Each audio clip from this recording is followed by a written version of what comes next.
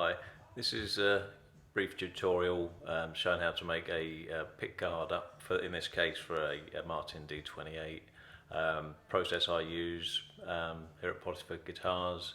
It's a resin poured pick guard, and I'll show you through the process.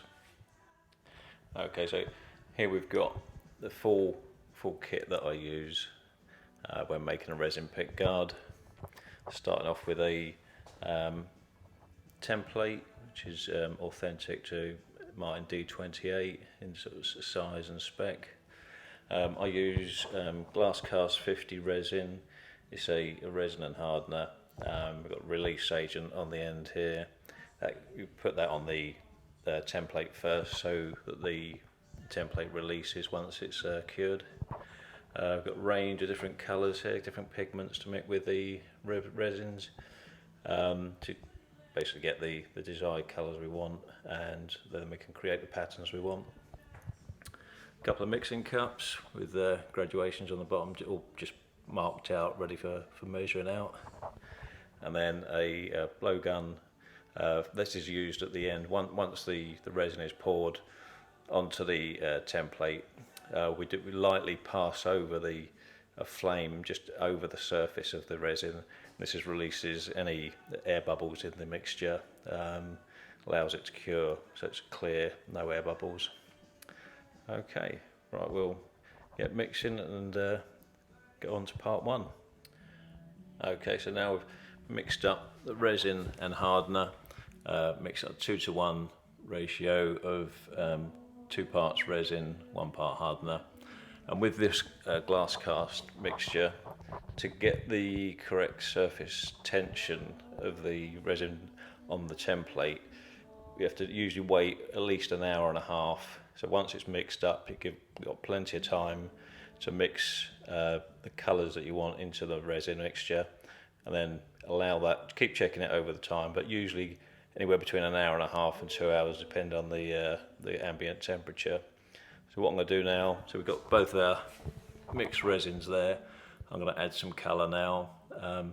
Hopefully it'll be the sort of desirable colour we want for an authentic sort of pre-war Martin pickguard. We'll come back shortly when the colours are mixed. I'll show you how it looks. Before we mix, just to get an idea, I'm using the yellow and brown coloured pigments to give a very light amber base sort of colour, really. So that'll be the sort of backing colour, but so it's literally a drop, or a couple of drops of yellow and a drop of brown. It's hardly any at all, just to give a blonde colour to the background, and then a heavier brown, possibly with a bit of orange or red to the darker colour. We'll see how that goes. Okay, we've mixed up the colours now. For the base one, we've got this, it's like a very light, warm sort of honey, because the cup's sort of bluish colour, you can't see too well, but it's a lovely warm amber golden colour.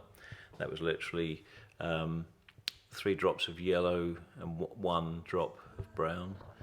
And then going for the darker fill in for the blocks and the other patterns. And that was done with about 5 drops of brown, 3 of orange, and about 6 of black, and that mix up. So once it's spread out, it'll be partly translucent, but it'll give a good strong colour as well. So we've got the timer on now.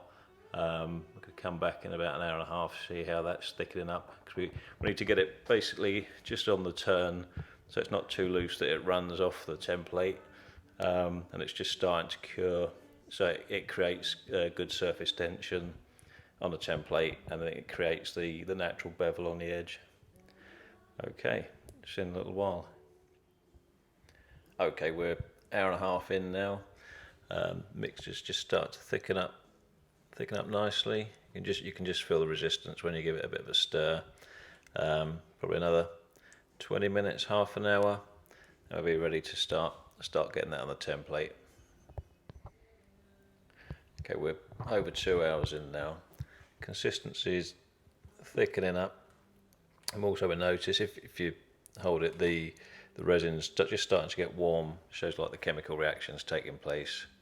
And when we come to put it on, I'll use a sort of a guide pattern that I'm going to use. But of course, everyone is unique and different, so ultimately it will come out how it comes out. Okay, surprisingly, we are 3 hours in now. I think it's just that the difference is it's a cooler ambient temperature this time of year, and possibly not quite as much hardener put in, so it's just taking its time to get up to the curing point. So it's thickening up nicely. It's like a thick sort of treacle now. So soon I'll start to get the pattern on. Okay, I'm going to try something a little bit different on this pick. So what I've got now, it's got my sort of amber honey coloured base coat, whereas normally I'd put the colours on separately and sit them next to each other. I'm going to sit a complete base coat of the honey colour, and then when we put the darker colour on and then build up with the rest of the amber, it should give it more layer, look a bit more natural. So we'll see how that turns out. Okay, after a few hours we've now got the colours on. Doesn't look much at this moment because the template is actually a blue, so it almost looks like a greeny colour. But once it's cured and dried later on a white background, it will be more of a blonde colour. So what I'm going to do next, get the blowtorch and then just do a few passes over just to get any air bubbles out. Okay, so we're going to do a few passes now with a blowtorch. So you can see we've got a very, very gentle flame, literally just passing it over. When you catch it in the light, you can see, just a look, see where the air bubbles are, and just a slight quick pass over, barely touching, because if it heats it up it will turn it more liquid again. Again, be careful, less is more, don't overdo it. Have a quick look at that. So when that's cured, again that should look like clear all the way through, no air bubbles, and a lovely sheen to finish. If you want to vintage it up, you can always just rough up the surface with some sort of either fine wet and dry or wire wool or something. Okay, so that's about it for now. Let's see what it looks like once it's cured in the morning.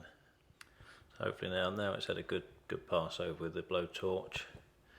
You can see how clear that is. Beautiful sheen to it.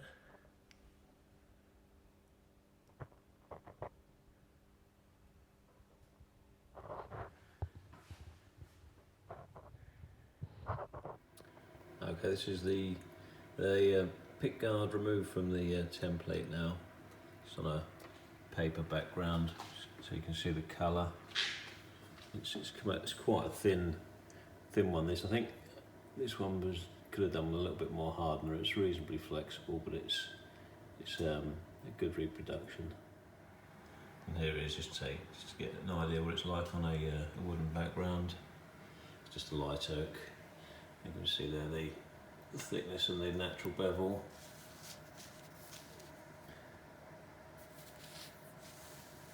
And so that's all created by when you pour it, having that enough surface tension to give a natural bevel.